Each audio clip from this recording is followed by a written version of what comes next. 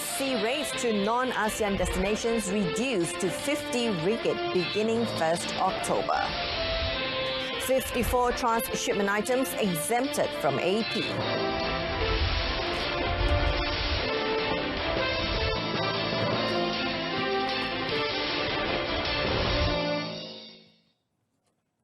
Good evening, welcome to News on 2. I'm Jessica Lee.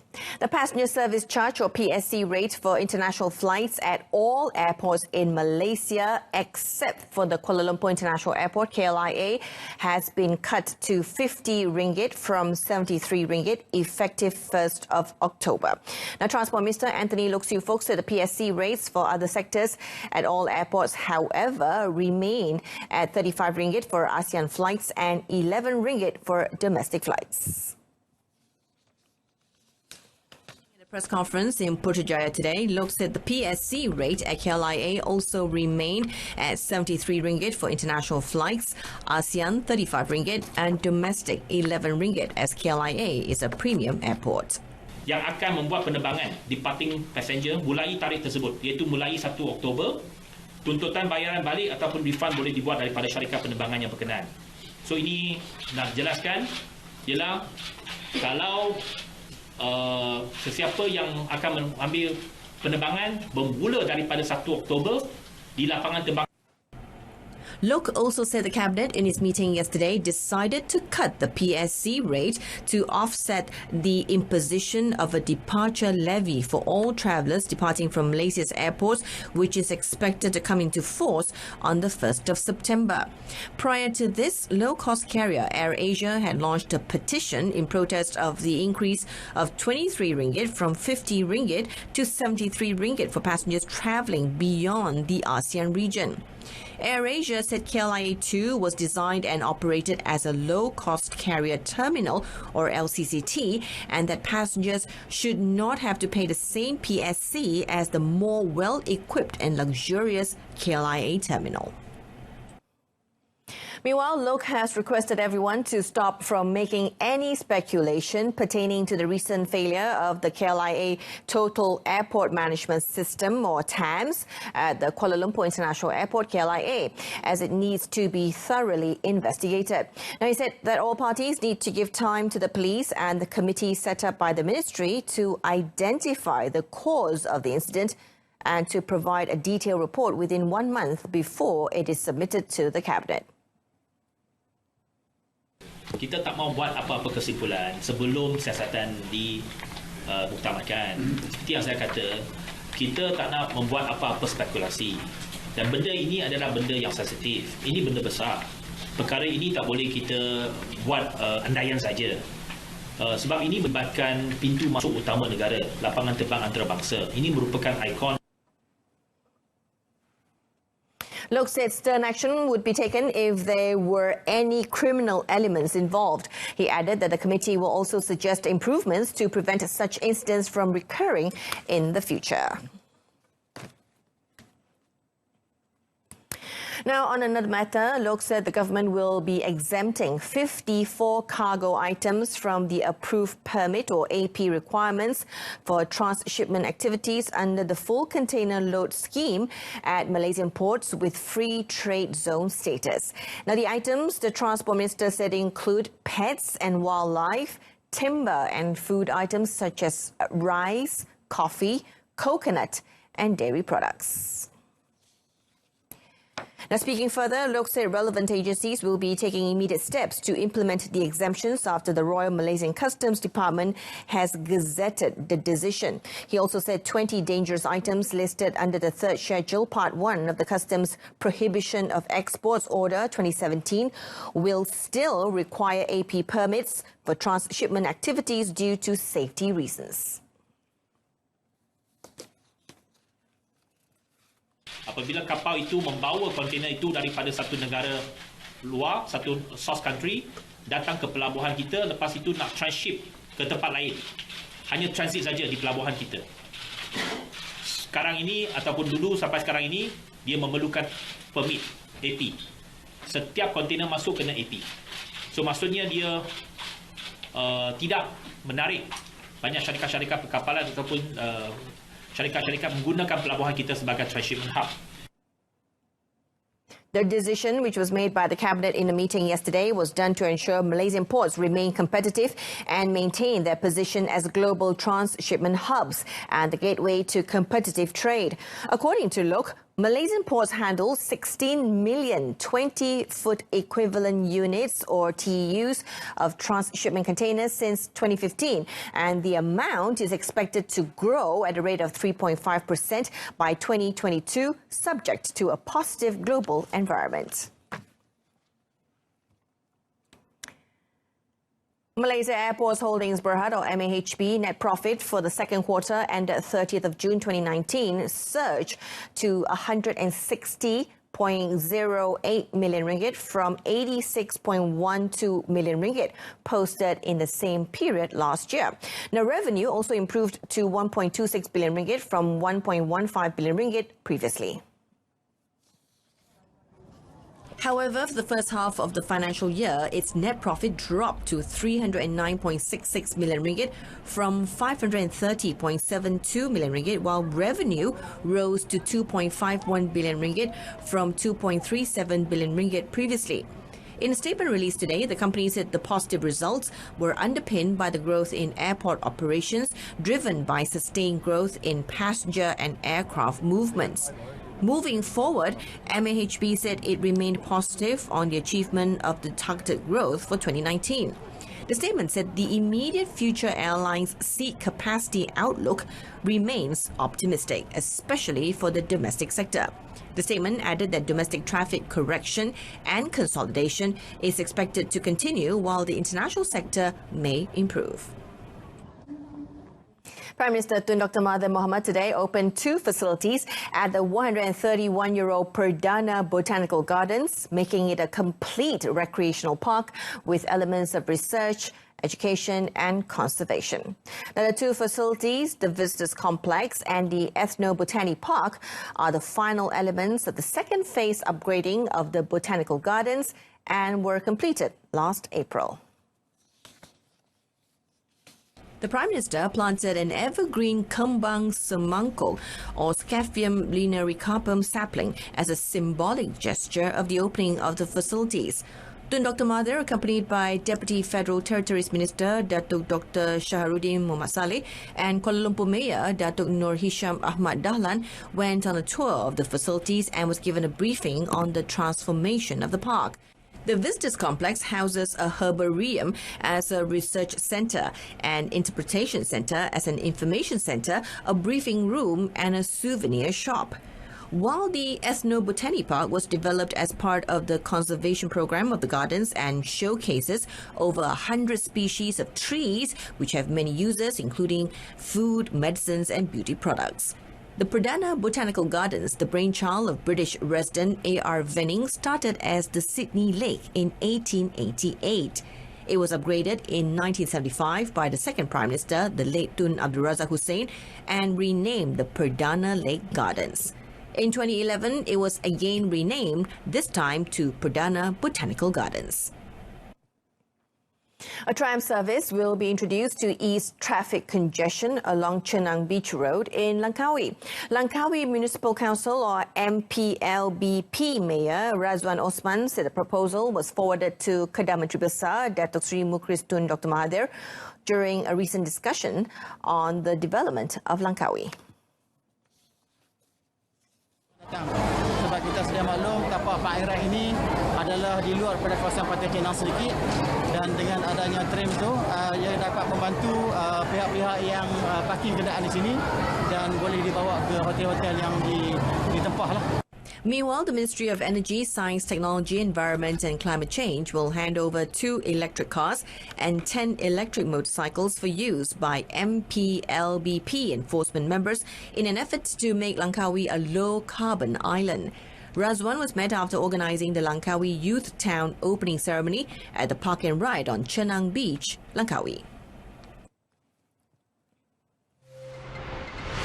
Coming up, no sign of toxic waste disposal in Pasir Gudang.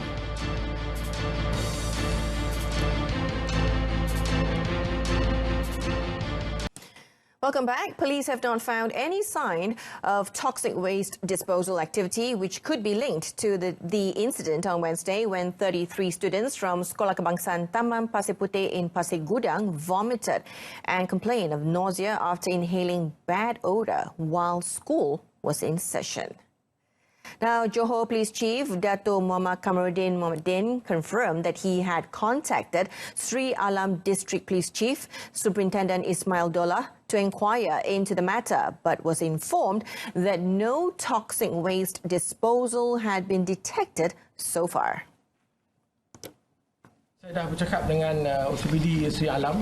Setakat ini tidak ada pembuangan sisa toksik di mana-mana berkaitan dengan yang insiden yang terbaru. Ya. He said this in response to a question raised on whether police had received any reports of toxic waste disposal in Pasir Gudang. When asked about the 16-hectare forest fire at Kampung Pekajang, Gelang Patah, Johor, which happened last week, he said no reports of foul play were also received. Now, firefighting operations were handed over to the Fire and Rescue Department. Dato Muhammad Kamaruddin said police will continue to investigate the case if there was foul play involved.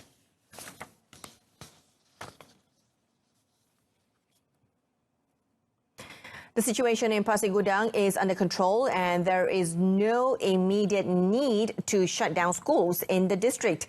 Johor Menteri Besar Datuk Dr. Sarudin Jamal said there has not been any new case reported since Thursday, and students who fell sick on Wednesday have since recovered. Datuk Dr. Sarudin said whether or not schools need to be shut down depends on the decision by the State Education Department. He added that the State Education Department would also take precautionary measures to handle the situation if it happens again. Jika perlu ditutup, kita akan tutup. InsyaAllah pihak Jabatan Pendidikan dia akan ambil apa-apa tindakan yang perlu nantilah. Dan kita pun akan ada langkah berjaga-jaga untuk menangani isu ini. He said this when met by reporters in Muar today. Meanwhile, the Johor Fire Rescue Department yesterday confirmed that the surrounding areas near Sekolah Kebangsaan Taman Pasir Puteh in Pasir Gudang were found to be free of air pollution. However, the Environment Department is still investigating the source of the foul stench at the school, which caused students to fall ill. The Kuala Lumpur High Court today dismissed an application by the UMNO Pekan Division led by former Premier Datuk Sri Najib Tun Razak to strike out a forfeiture notice after it had failed to name its office bearers, but allowed the prosecution to amend the notice. Judge Muhammad Nazlan Muhammad Ghazali said while the court acknowledged that under Section 9C of the Societies Act 1966, the office bearers should have been named in the forfeiture suit instead of the division. In the interests of justice, this action is allowed to remain. Judge Muhammad Nazlan said MACC has been ordered to file an amended notice of motion for a 700,000 ringgit 1MDB related forfeiture suit against Pekan UMNO within 7 days from today. Section 9 stipulates that a society may sue or be sued in the name of one of its members, as shall be declared to the registrar and registered by him as the public officer of the society for that purpose. And if no such person is registered, it shall be competent for any person having a claim or demand against the society to sue the society in the name of any office bearer of the society. Deputy Public Prosecutor Alan Suman Pillay told the court that the prosecution would undertake to amend the notice by 3rd of September and apply for a short case management date. Meanwhile, lawyer Datuk M. Reza Hassan for UMNO Pekan said his client may appeal today's decision following the ruling. Judge Muhammad Nazlan, however, asked UMNO Pekan to submit the necessary affidavit should they want to object to the amended notice. The court has directed UMNO Pekan to file its affidavit within 3 weeks from today. The judge also fixed 6th of September as case management after the prosecution files the amended notice. The Bukit Aman Narcotics Criminal Investigations Department on Tuesday arrested 3 local men for allegedly being involved in a drug processing syndicate in Johor. State Police Chief Dato' Muhammad Kamarudin Muddin said the arrests were made at a cattle ranch in Kampung Pengkalan Batu in Mersing, Johor. Apart from the arrests, Dato' Muhammad Kamarudin said police also seized liquids of various colours suspected to be used for processing shabu along with other drug processing equipment. 2 cars, a lorry and jewellery worth 250,000 ringgit were also seized during the raid. He added that all the suspects are under a 7-day remand order beginning Wednesday until 3rd of September. The case is being investigated under Section 39B of the Dangerous Drugs Act 1952.